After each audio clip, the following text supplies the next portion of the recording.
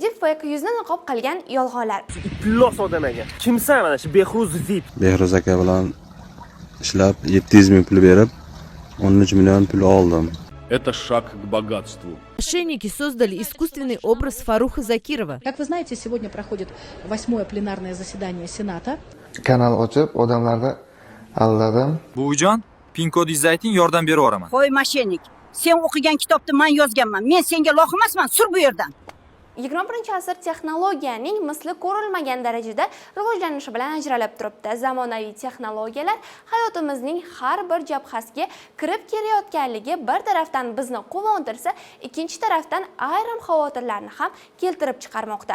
Ana shunday xavotirlarning eng kattasi sun'iy intellekt C va u asosida ishlanayotgan deepfake texnologiyasidir. O'zbekiston jahon chempionatiga chiqdi uka.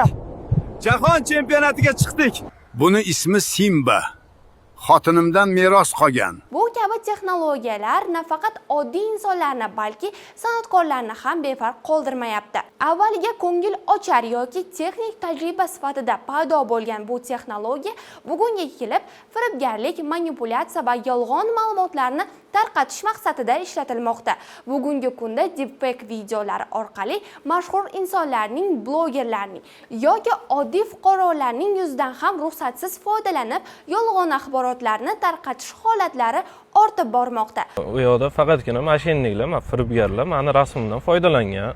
Unaqalar ishonmaylar hozir, unaqalar juda ham ko'payib ketgan. Bu esa nafaqat shaxsiy daxlsizlik huquqlarini buzilishi, balki keng jamoatchilikning chalg'ituvchi va aldov yo'liga boshlovchi xavfli hodisalarning ko'payishiga sabab bo'lmoqda. Deepfake muammolarini chuqurroq o'rganish uchun uni ikkiga bo'lamiz. Shaxs yuzidan ruxsatsiz foydalanish, deepfake orqali mashhurlar, blogerlar yoki oddiy fuqarolarning yuzidan ruxsatsiz foydalanib, yolg'on axborotlarni tarqatish, shaxsiy daxlsizlik huquqini buzilishi. Ikkinchisi esa Telegram orqali trading xizmati.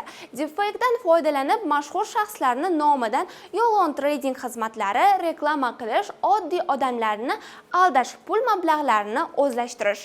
Yaqinda bo'lgan holatga nazar tashlasak, mashhur san'atkor Farruh Zokirov intervyusidan bir lavha olingan, so'ngra u sun'iy intellekt yordamida o'zgartirilib, dori vositasi targ'ib qilayotgan soxta video tayyorlangan. Недавно был звонок, мне звонит мой очень знакомый, близкий, очень музыкант и говорит: Фарух Ака, это действительно помогает, вот то, что вы рекламируете?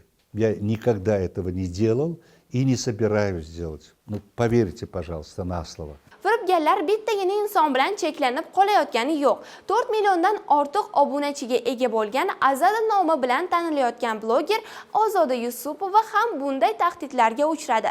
Uning reklama qilayotgan videolari sun'iy intellekt yordamida o'zgartirilib, yolg'on va chalg'ituvchi mazmundagi kontentlar yaratilgan. Mani nomimdan oxirgi paytda Telegram tarmoqlarida men boshqa firmani, boshqa narsani qilgan reklamamni olib, kesib, hattoki ichiga sun'iy intellekt qilib, meni yolg'ondan gapirtirib, Instagram orqali Facebook kanal bilan target yoqib, juda ham ko'pchilikni aldayapti. Hatto uning Instagram istoriyalaridan kesib olingan lavhalar asosida Telegramda soxta kanal ochilib, pul ko'paytirib beramiz deya odamlarni aldash holatlari ro'y bermoqda. Afsuski, Sardor Rahimxon ham deepfake'ning qurboniga aylanib ulgurdi. Узбекистанцы, уже 5 раз за утро вы позвонили поблагодарить меня за доступ к новой платформе Усманова. Uning videolaridan qisqa lavhalar qirqib olinib, pul ishlash uchun targ'ib qilingan videolar tarqaldi. Ammo ushbu videodan fake ekanligini sezish qiyin emas.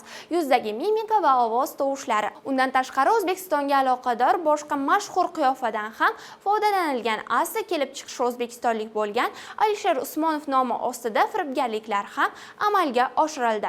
Mazkur shaxs nomining ostidagi amalga oshirilgan jinoyatlar deyarli bir xil. Videoda Alisher Usmonov chiqadi va o'z saxovat peshaligini ko'rsatish maqsadida O'zbekiston xalqiga har biriga qanchadir million pul bermoqchiligini aytadi.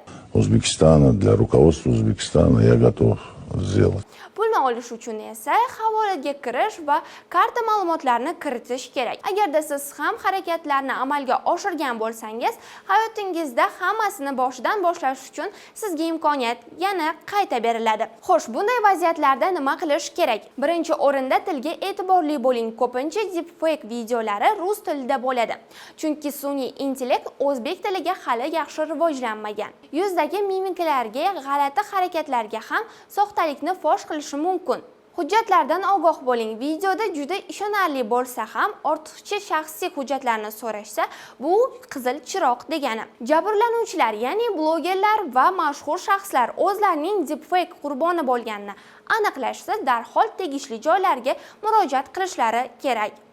Telegram trading haqida ham unutmaylik. Bunday deepfake videolar bugungi kunda turli betting va trading sahifalarida mashhurlarni reklamalarga jalb qilgandek ko'rsatish orqali odamlarni qarmoqqa ilintirish uchun ishlatilmoqda. Telegramda halol trading deb kanal ochgansan, qancha odam o'tiribdi. Behruz aka mana shu o'yiniga 300 ming TL, mana 10 million yutib oldik. Hammaga omad. Afsuski, bu jarayonda faqat mashhurlar emas, balki oddiy insonlar ham jabrlanuvchiga aylanmoqda. Ularning ijtimoiy tarmoqlardagi videolardan ruxsatsiz foydalanib, yolg'on maqsadlar yo'lida ishlatilmoqda. Bunday videolar ortida turgan manipulyatsion strategiyalar orqali odamlarni sarmoyaga kiriting 2 barobar qilib qaytaramiz degan yolg'on va'dalar bilan aldashadi. Pullaringiz uxlaydi-yu qoladi, ya'ni undan abadiy ayrilasiz. Agar sizga pul ko'paytirib beramiz degan shubhali Telegram kanallarga qo'shilsa, hech ikkilanmay ulardan chiqing. Agar sizga qo'shimcha mablag' taqdim qilishsa va oson o'ljaga aylantirish uchun qilingan harakatlar ekanligini unutmang. Aldanmang, yozishmalarni skrinshot qilib oling, ularga javob qaytarmang. Afsuski, bu kabi holatlar hayotimizda 1-2 marotaba emas, balki ko'payib bormoqda. Sun'iy intellekt yordamida yaratilgan yolg'on xabarlar dezinformatsiyani kengaytirib bormoqda. Agar sizga pul ko'paytirib beramiz degan shubhali Telegram kanallarga qo'shilsa, hech ikkilanmay ulardan chiqib keting. Agar sizga qo'shimcha mablag' taqdim qilishsa, bu oson o'ljaga aylanish uchun qilingan harakat ekanligini unutmang.